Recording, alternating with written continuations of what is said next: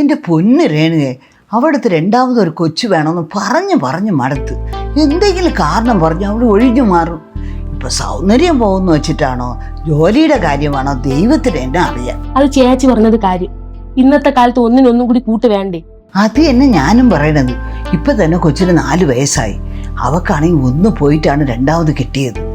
ഈ പ്രായത്തിലില്ലെങ്കിൽ പിന്നെ എപ്പോ ഇതായിരിക്കണം ഒരുത്തി. ഇപ്പൊ വേണ്ടാന്ന് പറഞ്ഞിട്ട് എന്തൊക്കെ ട്രീറ്റ്മെന്റ് എടുത്തിട്ടാണ് രണ്ടാമത് പ്രഗ്നന്റ് ആയെന്നറിയോ? അവർക്കെല്ലാം ഒരു വിചാരമുണ്ട്, അവര് വിചാരിച്ചാൽ കൊച്ചു ഉടനെ ആവുമെന്ന്. ഇപ്പൊ ആണെങ്കിൽ ഒരു കൊച്ചിനെ നോക്കാനുള്ള ആരോഗ്യമെങ്കിലും നമുക്കുണ്ട്. ചേച്ചി അവൻ്റെ അടുത്ത് കാര്യമായിട്ട് പറ. ഓ പിന്നെ അവനാണെങ്കിൽ അവള് പറയണതിന്റെ അപ്പുറം ഇല്ല. പെൺകുഞ്ഞ് മക്കളെ പറ്റി ഇപ്പൊ മാമി പറഞ്ഞതേ ഉള്ളൂ. മക്കളെ, ഇതാണ് പറ്റിയ സമയം. പിള്ളേക്ക് ആഗ്രഹം കാണൂല അവന് കളിക്കാൻ ഒരു കൂട്ട് വേണമെന്ന്. നീ പിന്നെ എന്തിനു പേടിക്കണ? നിന്റെ അമ്മയെ കാട്ടി നോക്കണ ഒരു അമ്മായിയമ്മ നിനക്കൊണ്ട്.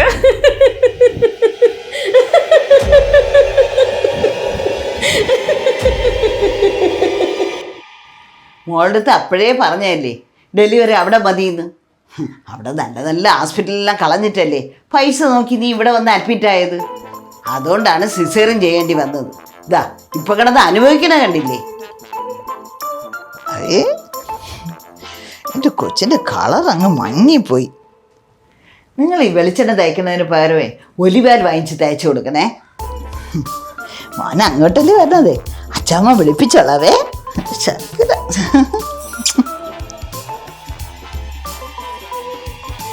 അമ്മ, ഞാൻ കൊച്ചിന് എന്തെങ്കിലും ആഹാരം എടുത്തു കൊടുക്കട്ടെ? പോട്ടെ ആമി. ചേച്ചി, ഞാൻ പറഞ്ഞ അത്ര ഇഷ്ടപ്പെട്ടില്ല എന്ന് തോന്നണം മരുമോക്ക്.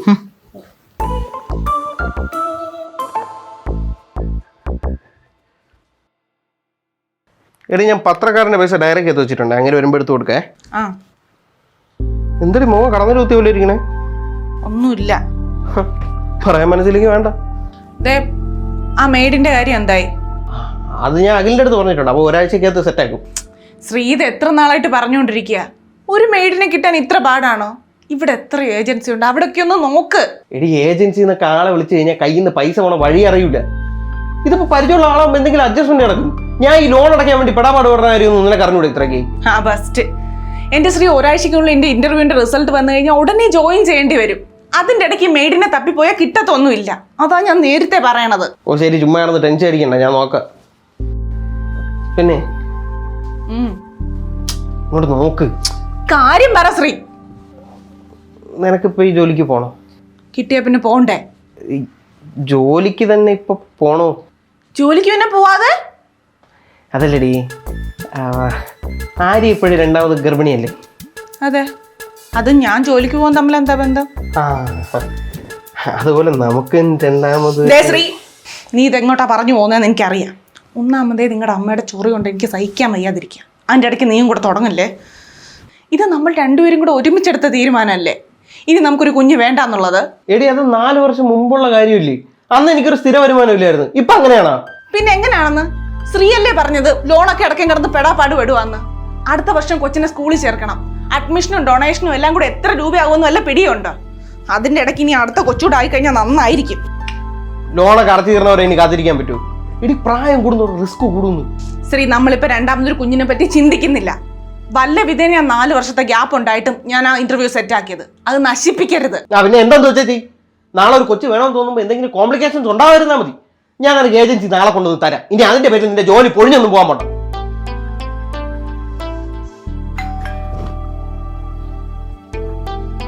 ആരാ? കുഞ്ഞിനെ നോക്കാൻ ആളെ വേണമെന്ന് പറഞ്ഞിരുന്നു. നാളെ മുതൽ ജോയിൻ ചെയ്യാൻ പറ്റുമെന്ന് അറിയാൻ വന്നതാ. വാ കയറി ചേച്ചി. ഞാൻ ഹസ്ബൻഡിനെ ഒന്ന് വിളിച്ചോട്ടെ. ശ്രീ, ദേ കുഞ്ഞിനെ നോക്കാനുള്ള ആള് വന്ന ഒന്നിങ്ങി വന്നേ. ഇരിക്കേ. ഗായത്രി അല്ലേ രാജീവിന്റെ വൈഫ്?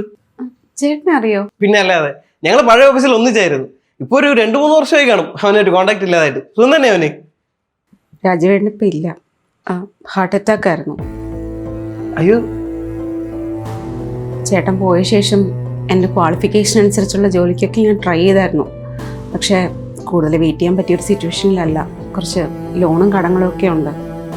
അല്ല, അപ്പോൾ കുഞ്ഞുങ്ങളൊക്കെ? കുഞ്ഞുങ്ങളിപ്പോൾ എൻ്റെ അമ്മയുടെ അടുത്താണ്. നിങ്ങൾ ആ ഇൻഷുറൻസ് ക്ലെയിം ചെയ്തില്ലേ ഇപ്പോൾ? ഇൻഷുറൻസോ? ആ, രാജീവ് ഞങ്ങളുടെ ടീമിലുള്ള ഒരു 6 പേരും ചേർന്ന് പണ്ട് നമ്മളൊരു ടേം ഇൻഷുറൻസ് എടുത്തിട്ടുണ്ടായിരുന്നു. ഏകദേശം ഒരു 2 കോടിയുടെ പ്ലാൻ ആയിരുന്നു അത്. നിങ്ങൾക്ക് അതിന്റെ ക്ലെയിം കിട്ടും. ആ അങ്ങനെയാണെങ്കിൽ ചേച്ചി കുഞ്ഞുങ്ങളെയും വിട്ടിട്ട് ഇങ്ങനെ കഷ്ടപ്പെടേണ്ട കാര്യമില്ലല്ലോ. അയ്യോ, ഇതിനെപ്പറ്റിയൊന്നും എനിക്ക് അറിയില്ലായിരുന്നു. ഞങ്ങൾ അതൊന്ന് ഓൺലൈൻ വഴി എടുത്തേ. അപ്പോൾ അതിന്റെ ഡോക്യുമെന്റ്സ് കാര്യങ്ങളൊക്കെ അവരെന്തായാലും വീട്ടിൽ അയച്ചു കൊടുത്തിട്ടുണ്ടാവും. തിരഞ്ഞു നോക്കിയാൽ മതി. അങ്ങനെയാണ് ചേച്ചി അല്ലേ ബാക്കി കാര്യങ്ങളൊക്കെ ചെയ്യാൻ നോക്ക്. ശരിയാണ്.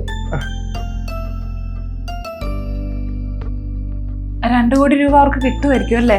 അത് കിട്ടൂടി. ശ്രീയും അത് എടുത്തിട്ടുണ്ടെന്നല്ലേ പറഞ്ഞത്? 2 കോടി എന്ന് പറയുമ്പോൾ ഭയങ്കര പ്രീമിയം ആയിരിക്കും അല്ലേ? ഏയ്, ഇതിനങ്ങനെ വലിയ പൈസ ഒന്നും അല്ലടി. മാസം 600-700 രൂപ പ്രീമിയത്തിൽ തുടങ്ങുന്ന പ്ലാനുകളുണ്ട്. പിന്നെ ഞാൻ 15% വരെ ഡിസ്കൗണ്ട് വളരെ ചീപ്പായിട്ടാണ് ഇത് എടുത്തത്. അപ്പൊ ഇതെങ്ങനെ എടുക്കുന്നത്? അതെടുക്കാനുള്ള ലിങ്ക് ഞാൻ ഡിസ്ക്രിപ്ഷൻ ബോക്സിൽ കൊടുത്തിട്ടുണ്ട്. അതിലൂടെ ഇന്ത്യയിലെ ടോപ്പ് ഇൻഷുറൻസ് കമ്പനികൾ തമ്മിൽ കമ്പയർ ചെയ്ത് നമുക്ക് ഇഷ്ടമുള്ള കമ്പനി ചൂസ് ചെയ്യും. ഓ, അങ്ങനെയാണെങ്കിൽ ജോലി കയറിയ ഉടനെ ഞാൻ ആദ്യം ഇത് തന്നെ എടുക്കും. അവൻ എണീറ്റെന്ന് തോന്നേ, ഞാനിപ്പോ വരാം. എടാ, കൊച്ചിനെ നോക്കാൻ ആള് വെച്ചിട്ട് നീ അവളെ ജോലിക്ക് വിടാൻ പോവാണോ? അവളെ ജോലിക്ക് പോകണമെന്നൊക്കെ പറഞ്ഞുകൊണ്ടിരിക്കണം. ഞാൻ പിന്നെ എന്ത് ചെയ്യേ? എടാ, 2 കുഞ്ഞുങ്ങളായ അവരെ നോക്കാൻ പാങ്ങില്ലാത്തവരാണോ നമ്മൾ? ഇല്ലെങ്കിൽ അവള് ജോലിക്ക് പോയിട്ട് വേണം വീട്ടിൽ ചിലവ് നടത്താൻ. ഒക്കെ പറയുമ്പോൾ അവള് കേൾക്കും. എടാ, നല്ല പ്രായത്തിൽ ഒരു കുഞ്ഞുണ്ടായ അവൾക്ക് ജോലിക്ക് പോയോ എവിടെ വേണമെങ്കിലും പോകാമല്ലോ. ആ ചെറുക്കനാണെങ്കിൽ ഒരു കൂട്ടുമാകും. നീ അവളെ പറഞ്ഞു ഒന്നും മനസ്സിലാക്ക്.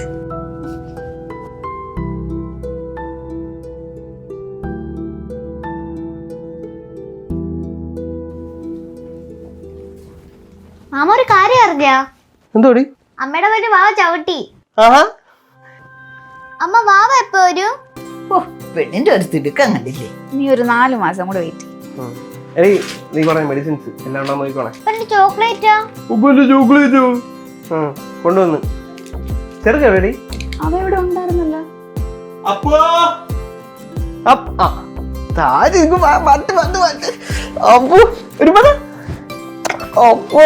അച്ഛന്റെ സുന്ദര. ഞാൻ വണ്ണില്ല, നീ പൊയ്ക്കോ. എടേ, അവനെ പിണക്കാതെ കൂടെ പോ. മകളെ, കുഞ്ഞാവ വന്നാ പിന്നെ ചേച്ചിക്ക് എപ്പോഴും കളിക്കാൻ പറ്റൂല കേട്ടാ. അതുകൊണ്ട് അമ്മയടുത്ത് പറ ഒരു കുഞ്ഞുവാവെ തരാൻ. മക്കള് പോയി ഒരു കാര്യം ചെയ്യ്. നിങ്ങൾ രണ്ടുപേരും പുറത്ത് നിന്ന് കളിച്ചു. പോട്ടെ. കൊച്ചിന്റെ അടുത്ത് പറയണം വർത്തമാനം കഴുതേ. അവള് പറഞ്ഞല്ലേ എന്താണ് തെറ്റ്? സ്വന്തമായിട്ട് ഒരു അനിയനോ അനിയത്തിയോ ഉള്ളത് എപ്പോഴും നല്ലത് തന്നെയാ.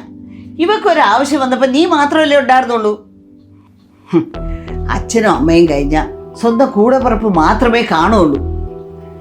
സ്വന്തം കാര്യം മാത്രം നോക്കി നടക്കുന്ന നിന്റെ ഭാര്യ എടുത്ത് പറഞ്ഞിട്ട് വല്ല കാര്യമുണ്ടാ? ചേട്ടൻ ചേച്ചിയുടെ അടുത്തൊന്ന് പറഞ്ഞു നോക്ക്.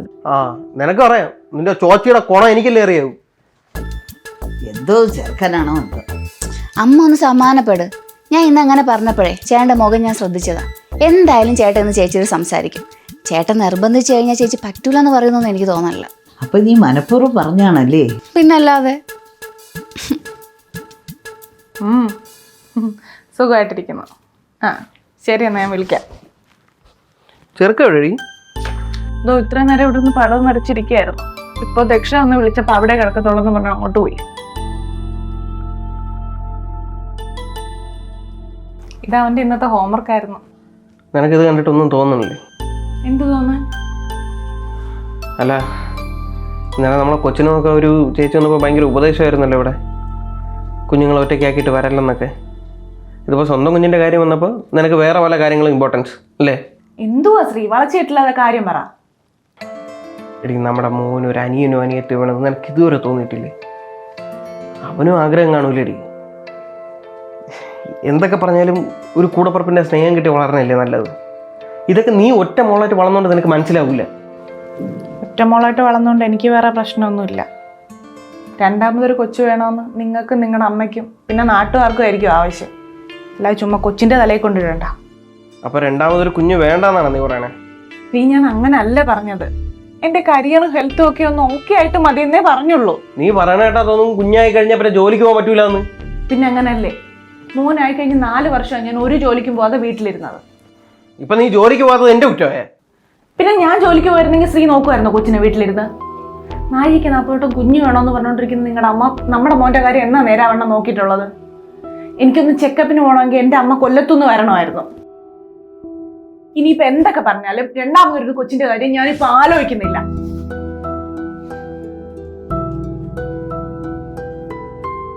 ഇതിവിടെ വയ്ക്കട്ടോ. എടി ഇന്ന് തന്നെ പോണോ? 2 ദിവസം കഴിഞ്ഞ് പോയാൽ പോരെ? ആ കൊള്ളാം. ഒന്നാതെ ഒരാഴ്ച ദക്ഷയ്ക്ക് സ്കൂളിൽ ലീവാക്കിയെന്ന് പറഞ്ഞ ചേട്ടാ ഒരേ വഴക്കം. അതിനിടയ്ക്കാണ്. കരുണയുടെ വീട് ഇതല്ലേ? അതെ. ലെറ്റർ ഉണ്ട്. എടി എന്തോ അപ്പോയിൻമെന്റ് ലെറ്റർ ആണെന്ന് തോന്നുന്നു. ഒന്ന് തുറന്നു. ഞാൻ ഇങ്ങനെ എന്നാ ചേച്ചിക്ക് ഒന്ന് ലെറ്റർ തുറന്നു നോക്കണം. അത് സാരമില്ല, ഒട്ടിച്ച് നോക്ക്, നമുക്ക് ഒട്ടിച്ച് വെക്കാം.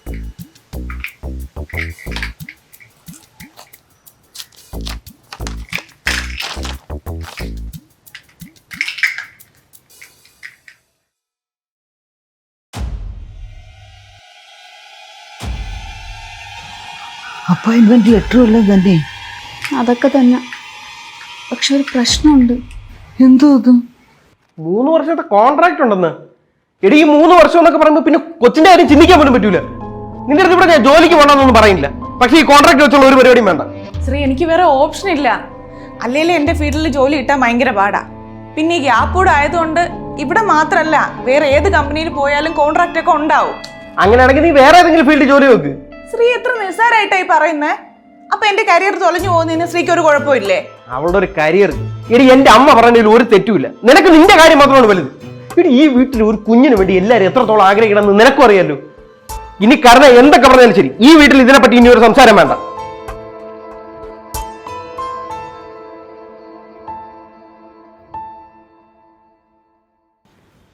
രണ്ടു മാസം കൂടെ കഴിഞ്ഞാൽ വാവ ഇങ്ങി വരുമല്ലേ? വാവ വന്നു കഴിഞ്ഞാൽ പിന്നെ ഞാൻ 2 വർഷത്തേക്ക് ജോലിക്കൊന്നും പോകുന്നില്ല. എന്തിനടി? അതൊന്നും കുഴപ്പമൊന്നുമില്ല.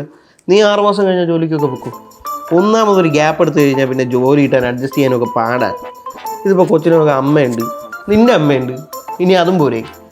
ഞാൻ ലീവ് എടുത്ത് എൻ്റെ കൊച്ചിനെ നോക്കും പോരെ? സത്യം സത്യം. എന്നാ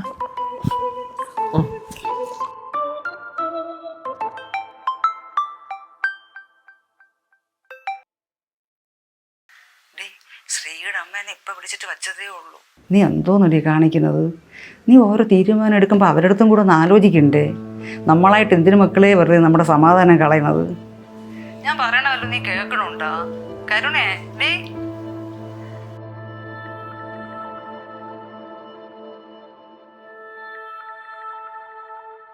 ഞാൻ എന്തായാലും അവളോട് സംസാരിക്കാം ചേച്ചി.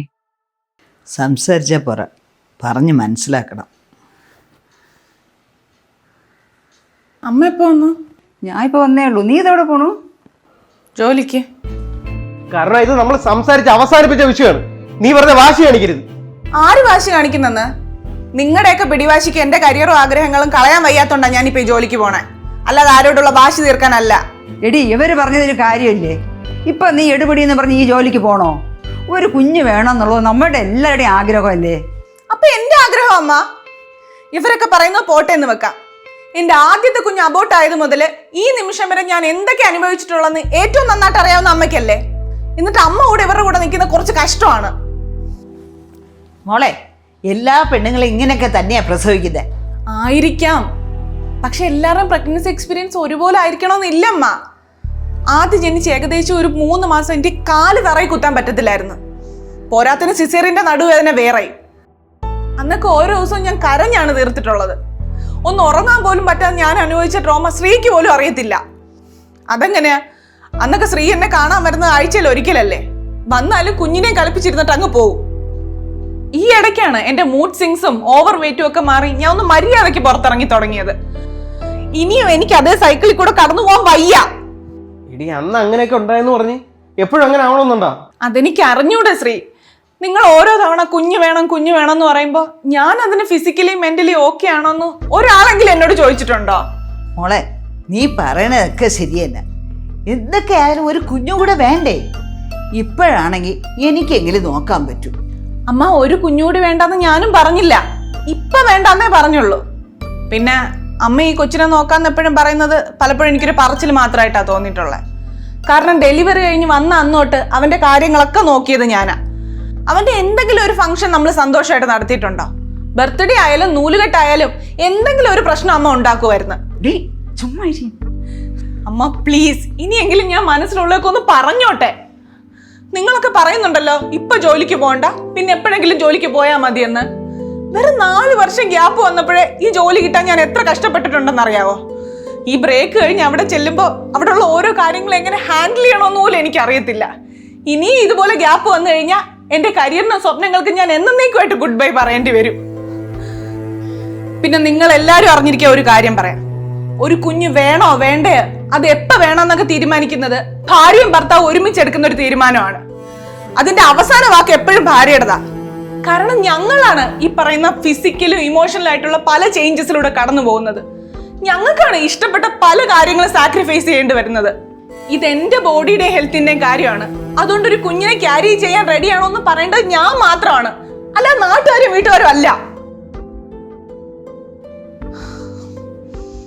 ഇപ്പൊ ഈ ജോലിക്ക് പോവാന്നുള്ളത് എന്റെ തീരുമാനമാണ്. ഇനി എന്നെങ്കിലും എനിക്കൊരു കുഞ്ഞിനെ വേണമെന്ന് തോന്നിക്കഴിഞ്ഞാൽ അന്ന് ഞാനും ശ്രീയും കൂടെ ഞങ്ങളുടെ ലൈഫിന് എന്താണോ നല്ലത് അത് തീരുമാനിച്ചോളാം. അതിലിനി ആരും ഇടപെടണ്ട.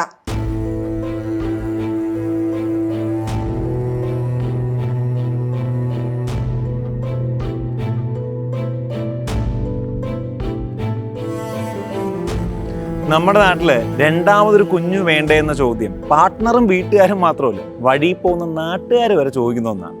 ഈ ഒരു പ്രഷർ കാരണം തന്നെ രണ്ടാമതൊരു കുഞ്ഞിന് വേണ്ടി ട്രൈ ചെയ്യുന്ന കപ്പിൾസും ഉണ്ട്. ഒരു കൂടപ്പിറപ്പിൻ്റെ സ്നേഹവും സപ്പോർട്ടും അറിഞ്ഞ് നമ്മുടെ കുഞ്ഞ് വളരുന്നതിന് ഒരുപാട് ബെനിഫിറ്റ് ഉണ്ട്. എന്നിരുന്നാലും രണ്ടാമതൊരു കുഞ്ഞ് വേണോ വേണ്ടയോ, എപ്പോൾ വേണോ എന്നുള്ളതൊക്കെ പ്യുവർലി ഒരു കപ്പിളിൻ്റെ തീരുമാനമാണ്. ഒരു കുഞ്ഞിനെ കൂടി വളർത്താനുള്ള സാമ്പത്തിക സ്ഥിതി, ആ കുഞ്ഞിന് കൊടുക്കാനുള്ള ടൈമും എനർജിയും നമുക്കുണ്ടോ, മെൻ്റലി ആൻഡ് ഫിസിക്കലി നമ്മളിതിന് പ്രിപ്പയർഡ് ആണോ എന്നൊക്കെ ഒരുപാട് ആലോചിച്ചെടുക്കേണ്ട ഒരു തീരുമാനമാണ്. എസ്പെഷ്യലി സ്ത്രീകളെ സംബന്ധിച്ചിടത്തോളം അവരുടെ കരിയറിനും ഹെൽത്തിനും ഒക്കെ ഒരുപാട് ഇമ്പാക്റ്റ് ഉള്ളതുകൊണ്ട് തന്നെ അവർ 100% ഈ തീരുമാനത്തിന് ഓക്കെ ആണോ എന്നുള്ളതാണ് നമ്മൾ ആദ്യം ഉറപ്പുവരുത്തേണ്ടത്. ഇനി ആരൊക്കെ എന്തൊക്കെ പറഞ്ഞാലും ആ കുഞ്ഞിനെ വളർത്താൻ പോകുന്നത് നിങ്ങളാണ്. അതുകൊണ്ട് തന്നെ മറ്റൊരാളുടെ ഇൻഫ്ലുവൻസിൽ ഈ ഒരു തീരുമാനം എടുക്കാതിരിക്കുക. എല്ലാവർക്കും ഒത്തിരി സന്തോഷം നേർന്നുകൊണ്ട് താങ്ക് യു. രണ്ടാമതൊരു കുഞ്ഞു വേണമെന്നുള്ള പ്രഷർ നിങ്ങൾക്ക് ഫാമിലിയിൽ നിന്ന് ഫേസ് ചെയ്യേണ്ടി വന്നിട്ടുണ്ടോ? നിങ്ങളുടെ അനുഭവങ്ങൾ താഴെ കമൻറ്റ് ചെയ്യുക. ഇത് പ്യുവർലി ഒരു കപ്പിളിൻ്റെ തീരുമാനമാണെന്നും ഇതിൽ മറ്റുള്ളവർ ഇടപെടേണ്ടതില്ലെന്നും ഇനിയെങ്കിലും ഈ സമൂഹം മനസ്സിലാക്കാം. തീർച്ചയായും ഈ വീഡിയോ മാക്സിമം ഷെയർ ചെയ്യുക. ഈ വീഡിയോയിൽ പറഞ്ഞ ടേം ഇൻഷുറൻസിൻ്റെ കാര്യം ഒരിക്കൽ കൂടി ഓർമ്മപ്പെടുത്തുകയാണ്. നിങ്ങളുടെ അഭാവത്തിലും നിങ്ങളുടെ കുടുംബത്തിൻ്റെ ഭാവി സുരക്ഷിതമാക്കാൻ ഒരു ടേം ഇൻഷുറൻസ് എടുക്കേണ്ടത് അത്യാവശ്യമാണ്. ഈ വീഡിയോയിലെ കമൻറ്റിലും ഡിസ്ക്രിപ്ഷനിലും കൊടുത്തിരിക്കുന്ന ലിങ്ക് വഴി വിവിധ കമ്പനികളെ താരതമ്യം ചെയ്ത് 15% വരെ ഡിസ്കൗണ്ടോടുകൂടി നിങ്ങൾക്ക് ഒരു ടേം ഇൻഷുറൻസ് എടുക്കാവുന്നതാണ്. അല്ലെങ്കിൽ സ്ക്രീനിൽ കാണുന്ന QR കോഡ് സ്കാൻ ചെയ്താലും മതി. SK ടോക്സിൻ്റെ ഓരോ വീഡിയോസും മിസ് ചെയ്യാതെ കാണാം. SK ടോക്സിൻ്റെ യൂട്യൂബ് ചാനൽ സബ്സ്ക്രൈബ് ചെയ്യുക. SK ടോക്സിൻ്റെ ഫേസ്ബുക്ക് പേജ് ഫോളോ ചെയ്യുക. നിങ്ങളും ഒരു ചേഞ്ച് മേക്കർ ആകാൻ ആഗ്രഹിക്കുന്നുണ്ടെങ്കിൽ SK ടോക്സിൻ്റെ ഒഫീഷ്യൽ വാട്സാപ്പ് നമ്പറിലേക്ക് മെസ്സേജ് അയയ്ക്കുക. Thank you. ഉയർന്ന നിലവാരമുള്ള നിലക്കടലയാണ് മന്ത്ര ഗ്രൗണ്ട്നട്ട് ഓയിൽ. ഇതേ നൽകുന്നു.